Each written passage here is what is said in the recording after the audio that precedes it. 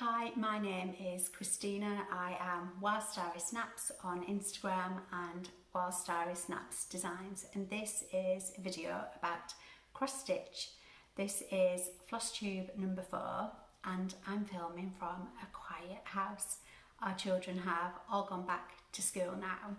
I film my videos in our kitchen, so as you can imagine, with 3 growing children in the house, the kitchen is usually a hive of activity. And the last 2 videos that I filmed, I've had to contend with tap, tap, tap.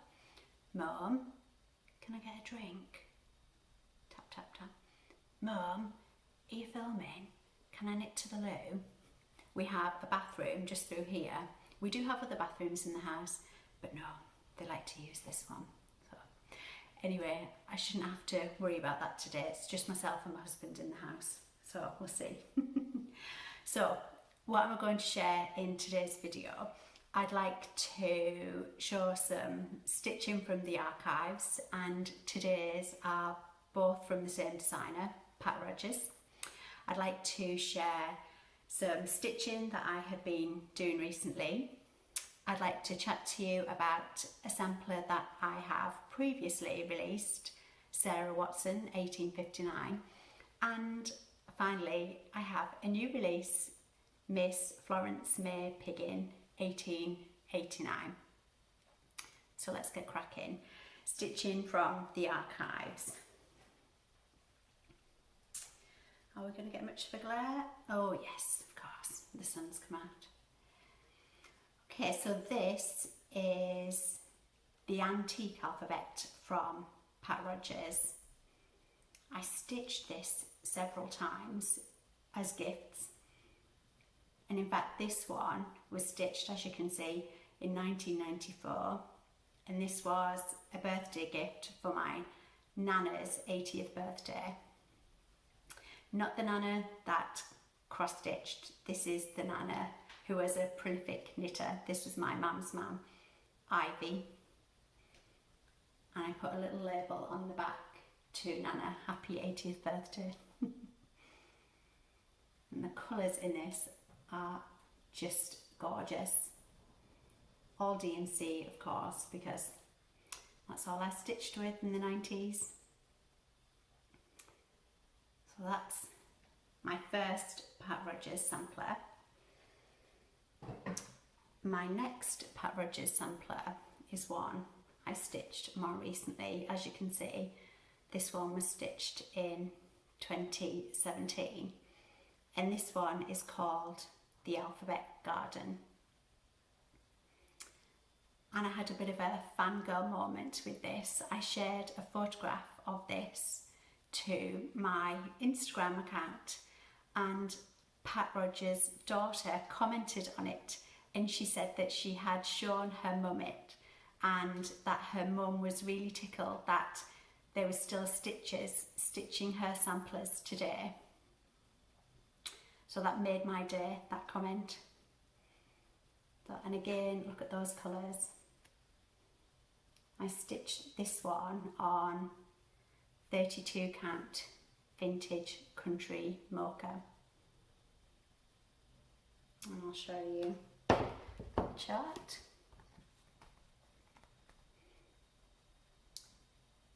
They just don't date. I love her samplers. I hope to stitch more of them.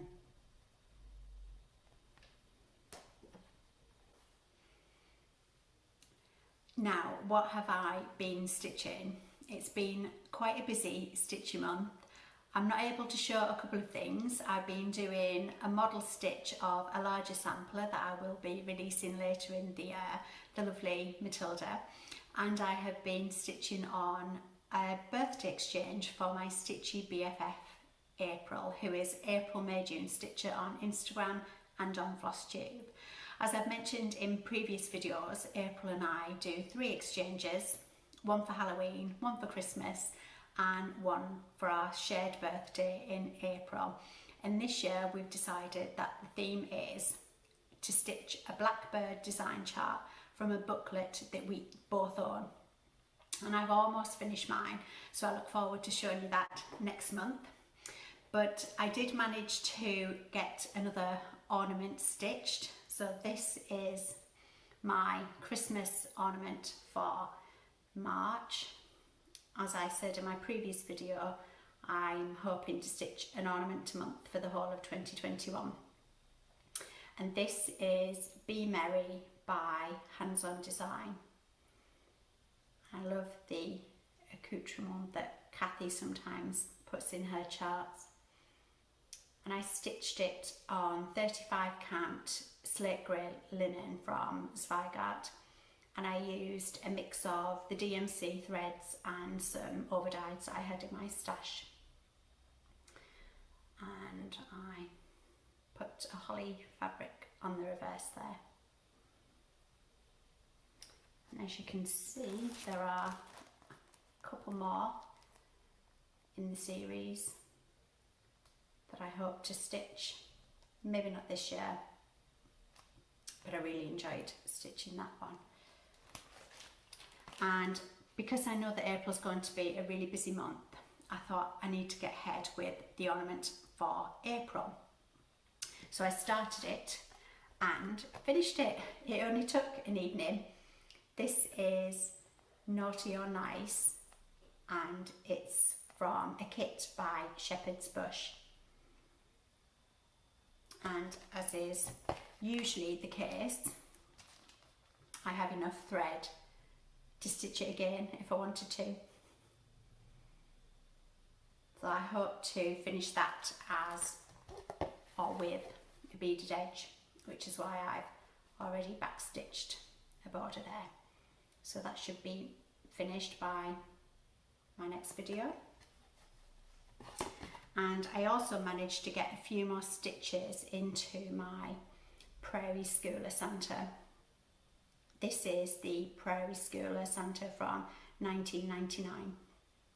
And as you can probably see, I've stitched it on the same slate grey fabric that I stitched the chalkboard ornament on. I love how the red pops on this fabric. And I had hoped to finish him around one of my spools, but I think he's going to be just a few stitches too high, too tall. So if I'd stitched it on 40 count it would have been fine, but I'm not a big fan of 40 count. So I'll have to have another think about how I can finish him. And because I didn't really have a lot of stitching to show this month, I thought what I would like to do is show some finishes that I've done over the years that I've never managed to FFO. I'd like to think it's the equivalent of Pam and Steph from Just Keep Stitching. They're under the bed box. This is just a fraction of what there is, and it's a very random selection, but I hope you enjoy seeing it anyway. So, first up, who stitched these back in the 90s? These were both from a Precious Moments booklet that I have. I don't own it anymore, I'm afraid, otherwise I'd have shown it. And then there's the other one. She's really cute. And these were both stitched on Ada, and they're quite marked really. I think if I'm going to finish them, I need to give them a bit of a scrub. Next up, just grab this board. Will that one be big enough? This is from a kit called Wave by Shepherd's Bush. I love the colour of this linen. I must look it up and see what it is. I really like that one. Big fan of these Shepherd's Bush kits, obviously. And then this next one, I did say they were rather random. I have no idea why I stitched this. I think it was from a cross stitcher magazine. Gosh, it must be from years and years ago. I don't know if I'd intended it as a gift for someone, but this is Darby and Joan. And again, I stitched it on Ada. And then This next one, I think, was a freebie. As you can see, stitched it in 2009. I can't find either the download that I used, and I've had a quick look on, I've googled it this morning, just can't find it. If anybody recognises it, please do give me a shout and I'll put it in the drop down box. But I need to finish that because it's lovely, and I used some gold beads in there too. And then this one is called To All a Good Night, and this was from For My Boys, but it was the number 4 for my boys. I don't think she designs anymore, but again, really love this one. I really need to get this framed at some point. And then last but not least, and I know you're all going to be shouting at the screen that I need to get this framed, and yes, I know. This is The Winter Is Past by Blackbird Designs, obviously. And I stitched this, it's not, I think the core was oaken and I couldn't get hold of it. So I think I stitched it on Legacy with the core 4 weeks. So there you go, that's my under the bed box. And I haven't really made any stitchy purchases this month, but it was Mother's Day here in the UK last Sunday, and after lots of heavy hinting, my 3 angels bought a beautiful project bag for me from Penelope's Pocket. And Sarah is on Instagram as Penelope's Pocket, and she has a website, and I'll put the link in the drop down box below. But as soon as she posted this fabric on Instagram, I knew I had to have the project bag. I'll show you the reverse there. I've had a few project bags from Sarah now. They are so well made. I bought one for my mum for her birthday that she doesn't know about yet, and I got this one for myself just before Christmas. As you can see, it's already in good use. So I just love that swan fabric. So if you haven't checked Sarah out yet, please do go and have a look.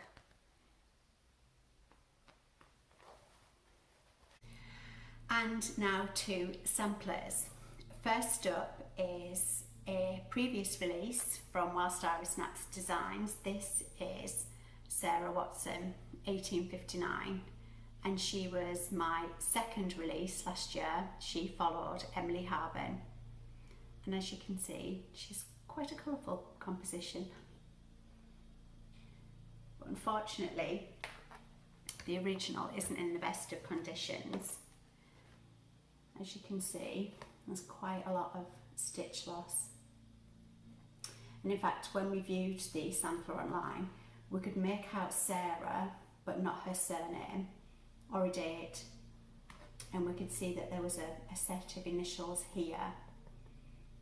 But I loved her colours. I thought she was charming and definitely worth the risk.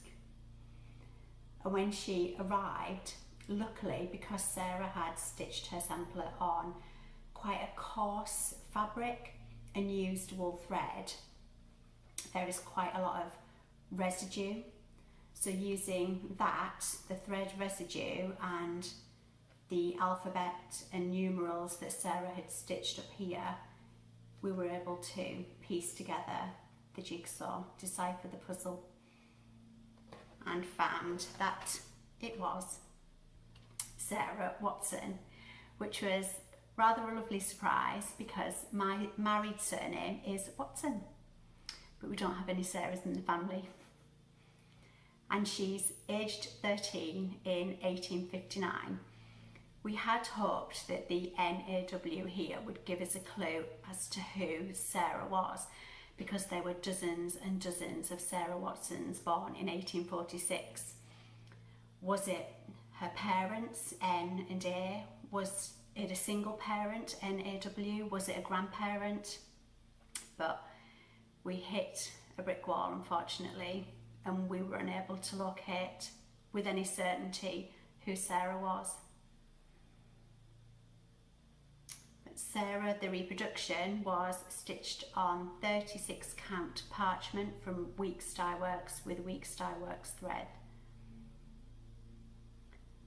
I wasn't convinced that Sarah would be popular. I thought the bright colours, especially the orange, would put people off. But my husband said, she's a Watson, of course she'll be popular. And she has been. So she is available for download from my website now.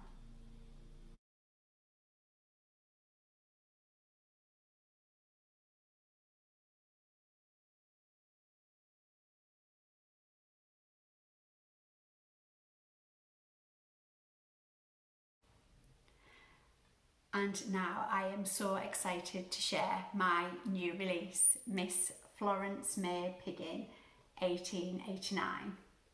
And as you can see, she's a red sampler. And we all know the stitchy law about red samplers, don't we? Brenda and Laura made a stitchy law that all stitches must have at least one red sampler in their whips. Now, I no longer comply because mine is finished, but I will work on that, Brenda and Laura, I promise. And before I tell you about Florence May, let me show you her original sampler. Florence chose to stitch her sampler using quite a bold orangey red colour, and I decided to stitch my reproduction in a darker shade of red.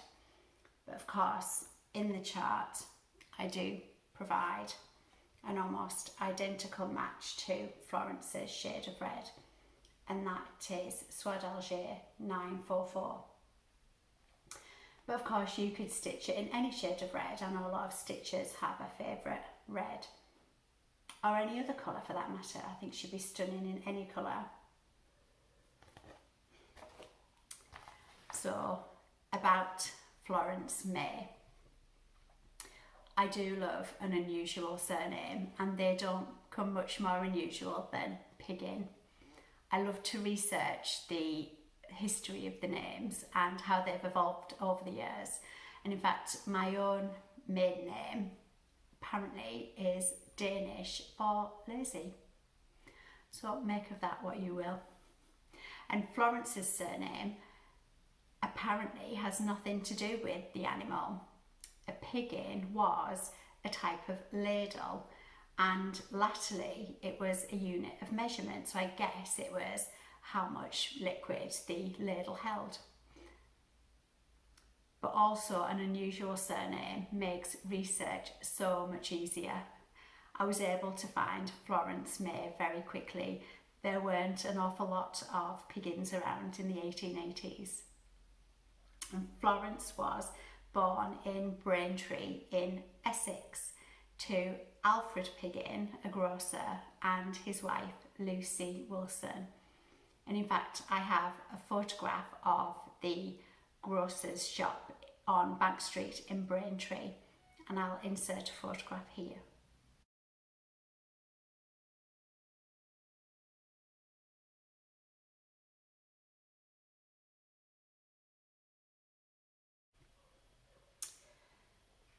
Florence was one of 8 children born to Alfred and Lucy, but sadly only 5 of them made it through infancy, 4 girls and a boy. Now let me see if I can remember the girls' names. I've all got middle names too. There was Lucy Anna, after Mum, obviously, Constance Winifred, Nora Evelyn, Florence May, such pretty names, and then Hubert. By the 1911 census, Alfred, Florence's dad, is now a widower and living with his 4 girls at the grocery store premises in Braintree. All of the girls are in their 20s and 30s at this stage, and all remain unmarried. I guess Alfred kept them so busy that they couldn't even contemplate marriage. And in fact, Florence remains unmarried. She dies a spinster. Oh, hate that word, age 78 in 1956. In her probate, her last known address was Bayton House in Braintree, and Bayton is a civil parish in Suffolk where Florence's mum Lucy was born. So I guess they named the house as a nod to Lucy's Suffolk heritage. And speaking of Florence's mum Lucy, when I posted a sneak peek to my Instagram account of Florence's sampler, I alluded to the fact that she was a little bit special. And the reason she's a little bit special is I not only have Florence's sampler, I also have Florence's mum's sampler. This is Lucy Wilson's sampler that she stitched age 7 in Suffolk. I'm not sure if you can see, but she's unpicked the date. Well, she hasn't unpicked it, she's cut a hole in it. I guess to disguise her age. And she's only managed to take 3 years off it. Bless her. But I definitely will be reproducing Lucy's sampler at some point in the near future. So watch out for that one. And back to Florence's reproduction. I stitched my reproduction on 36 count Liberty Gathering Grey from R&R Reproductions, and I used Soie d'Alger 946. But as I said, if you want to stitch it with the same bright orangey red that Florence used, it's Soie d'Alger 944. Her stitch count is 224 by 76, and there's no funny business, and by that I mean there are no speciality stitches, it's all full cross stitch, so she can be stitched on either linen or Aida, and she can be downloaded from my website from today.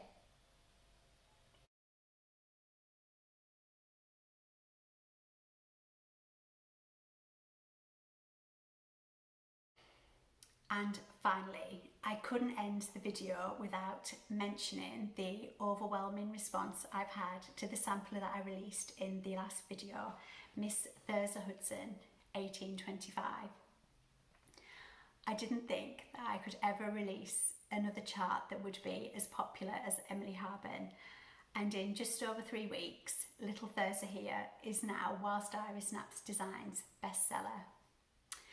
I've loved watching so many of you stitch her, and in fact some stitchers have already finished her and their finishes are nothing short of stunning, and I will include photographs at the end of the video. So thank you so much. I only wish that Little Thirza, when she stitched her sampler 200 years ago, could have known that 200 years in the future, hundreds of stitchers across the world would be stitching her sampler. So with that, thank you so much for watching, and I'll see you again next time. Bye.